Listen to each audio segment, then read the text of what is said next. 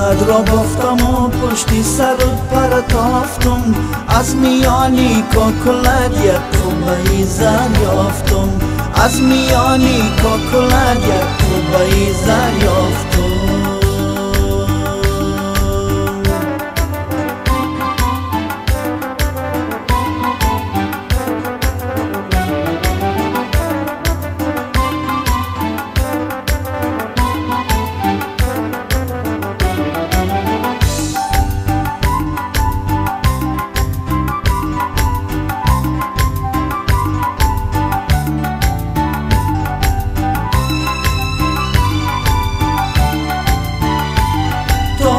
زنده منم به نام تو، زنده منم با هر سخن و کلام تو، زنده منم هرچند مسافر دور افتادمه، عمر برای پیام تو، زنده منم کلد را بافتم و پشتی سرت پرتافتم، از میانی کلد یک کوبه زر یافتم، از میانی کلد یک کوبه زر یافتم.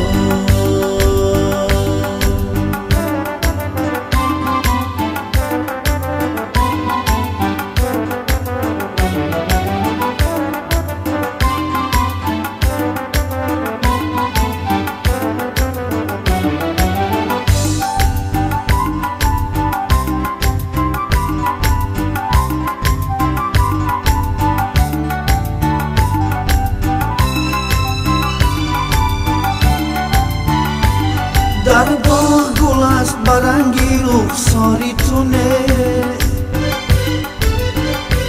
سروی لبی جوی به قدر عنایی تونه، هرگاه که تو پرداز کنی در خانه، حیفی عمری من که در تماشایی تونه. کلد را بافتم و پشتی سرت پرتافتم، از میانی کلد یک کوبه زر یافتم، از میانی کلد یک کوبه زر یافتم.